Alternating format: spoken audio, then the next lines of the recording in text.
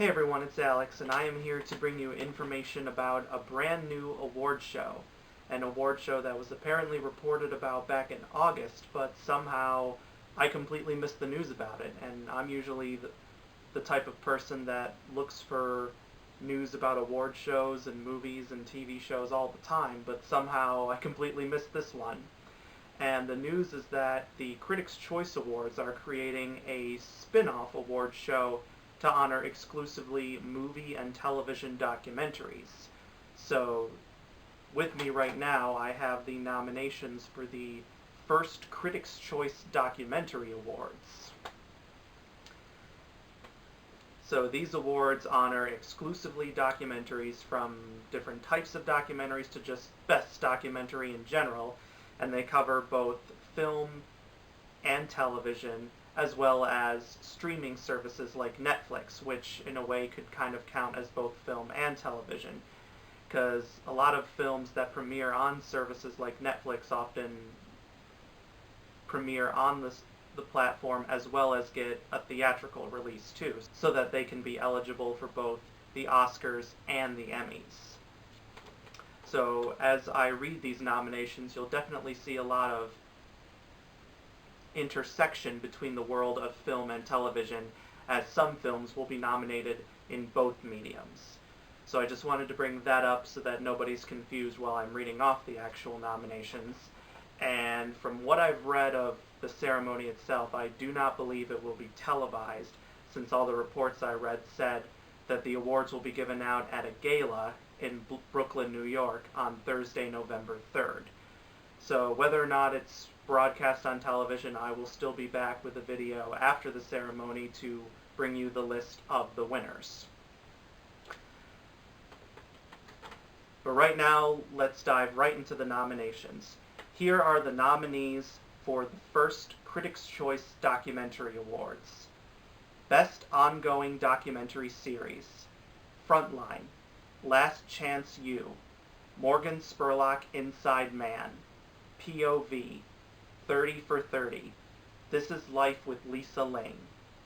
Best Limited Documentary Series: The Circus, Inside the Greatest Political Show on Earth, The 80s, The Hunt, Jackie Robinson, O.J. Made in America, Soundbreaking, Stories from the Cutting Edge of Recorded Music. Best First Feature, TV or Streaming. Now this award goes to both the film and the filmmakers. Everything is Copy, Jacob Bernstein and Nick Hooker. Holy Hell, Will Allen. Mavis, Jessica Edwards. My Beautiful Broken Brain, Sophie Robinson and Lotye Soderland. Southwest of Salem, The Story of the San Antonio Four, Deborah Eskenazi. Teen Foxcatcher, John Greenhall. Best Director, TV or Streaming: Rod Blackhurst and Brian McGinn, Amanda Knox. Fisher Stevens, Before the Flood. Werner Herzog, Into the Inferno. Fenton Bailey and Randy Barbato, Mapplethorpe, Look at the Pictures. Morgan Spurlock, Rats. Ava DuVernay, 13th. Best Documentary Feature, TV or Streaming: Amanda Knox, Audrey and Daisy, Before the Flood, Fantastic Lies, Holy Hell, Into the Inferno, Jim, The James Foley Story, Mapplethorpe, Look at the Pictures, Rats, 13th.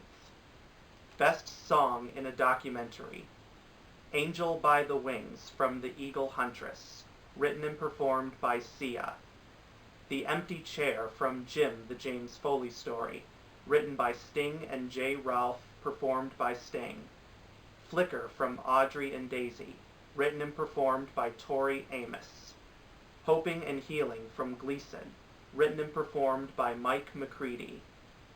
I'm Still Here from Miss Sharon Jones, written by Sharon Jones, performed by Sharon Jones and the Dap Kings. Letters to the Free from 13th, written by Common, Kareem Riggins, and Robert Glasper, performed by Common featuring Bilal. Best First Documentary Feature: This is another award that goes to both the film and The Eagle Huntress, Otto Bell, Hooligan Sparrow, Nanfu Wang, Off the Rails, Adam Irving, Tickled, David Ferrier and Dylan Reeve, Wiener, Josh Kriegman and Elise Steinberg, The Witness, James D. Solomon. Best Music Documentary: The Beatles, 8 Days a Week, The Touring Years, Gimme Danger, Miss Sharon Jones, The Music of Strangers, Presenting Princess Shaw, We Are X.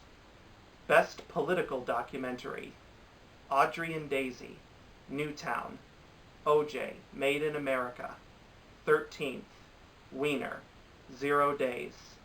Best Sports Documentary: Dark Horse, The Eagle Huntress, Fantastic Lies, Gleason, Jackie Robinson, Keepers of the Game, OJ, Made in America.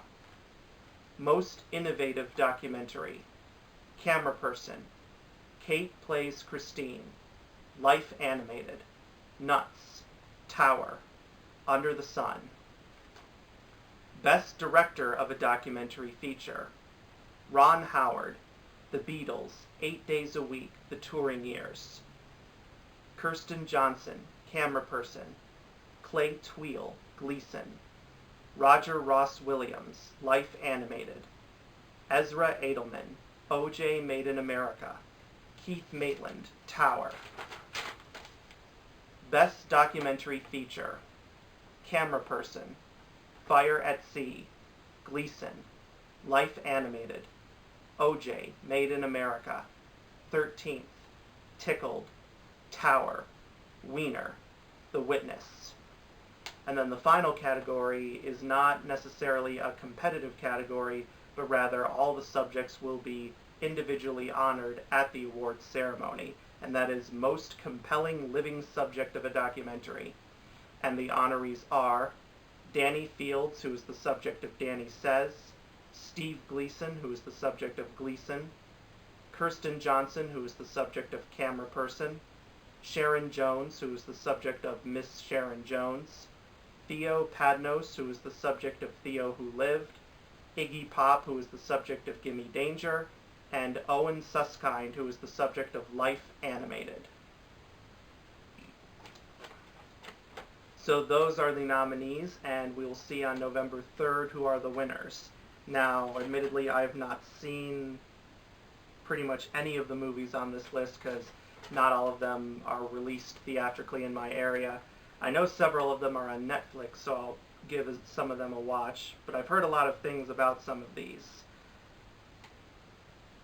The 80s, I know, is a CNN miniseries produced by Tom Hanks. It's like a follow-up to their miniseries about the 60s and the 70s. Jackie Robinson is the latest Ken Burns documentary that premiered on PBS earlier this year. OJ Made in America, it was like a 5-hour miniseries shown on ESPN, but it also got a theatrical release, so we may see it eligible for the Oscars as well as the Emmys. Everything is Copy, I've heard about. It's a documentary about the late director Nora Ephron, made by her son Jacob Bernstein. Before the Flood, it's about climate change, and Leonardo DiCaprio is one of the executive producers. Into the Inferno, it's Werner Herzog's latest documentary about the effects of living in the internet age, I think. Mapplethorpe, Look at the Pictures, that's a documentary about the photographer Robert Mapplethorpe. Rats is about rat infestations all around the world, and as I announced before, Morgan Spurlock is nominated for directing it. He, of course, is the guy who famously ate nothing but McDonald's meals for 30 days in the documentary Super Size Me. Many of you maybe have had to watch that documentary in like your biology class in high school, which happened to me. Then there's 13th, which is directed by Ava DuVernay, the director of Selma. I've heard a lot about this documentary. It's been receiving high praise from critics. It explores the U.S. prison system, particularly on its effect on African Americans and how institutionalized racism that happened after the passing of the 13th Amendment that banned slavery, with things like the Ku Klux Klan and the Jim Crow laws and everything else, how that, along with just the institutionalized racism passed down from generation to generation, has helped to contribute to the crisis in our prison system, where 1 out of 3 African Americans will find themselves incarcerated at some point in their life, often for nonviolent crimes, and often twice as long as their white counterparts, and sometimes for crimes that not even white people might be charged for. And it also shows how private prisons have helped contribute to this problem. Basically, critics are saying this is the documentary that shows why the Black Lives Matter movement is important right now, and why just saying all lives matter is not really helping the situation that's going on in our country. Basically, from what I've heard, it just goes to show just how troubling of a problem racism still is in this country. Obviously, things have changed for the better in some ways, but we're not in the utopia that people like Martin Luther King Jr. hope to achieve. So we still have a long way to go before achieving such a utopia.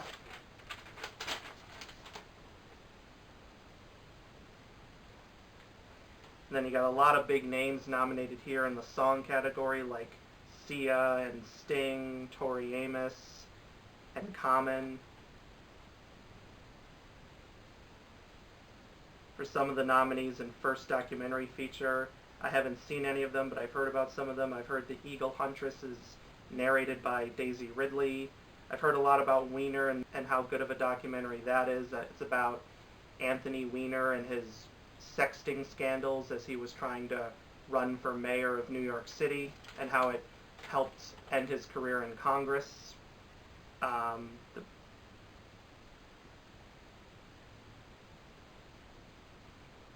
I've heard the Beatles, 8 Days a Week, The Touring Years, is a must for any Beatles fan or any music lover in general, and the fact that a legendary director like Ron Howard is directing it certainly gives it a lot of cachet.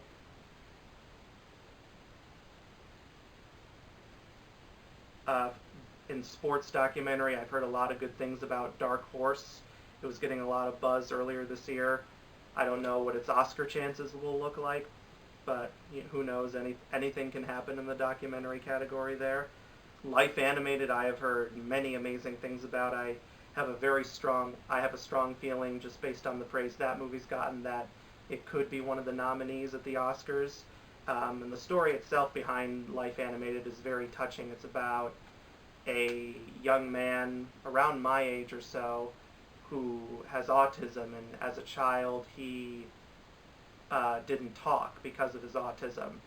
So his parents used his love of Disney movies to get him to come out of his shell and get him to learn how to be able to live an independent life when he grew up. And critics have called it the best Disney movie that Disney never made. So that makes me very intrigued to check it out, and I've just heard a lot of amazing things about it. And then Gleason, of course, is about Steve Gleason and his battle with ALS, and I've heard that's a very touching documentary, and inspiring but heartbreaking at the same time. Fire at Sea, I've heard a lot about. I'll actually be talking about that in my next video about the Oscars, because Fire at Sea is Italy's entry in the Best Foreign Language Film race.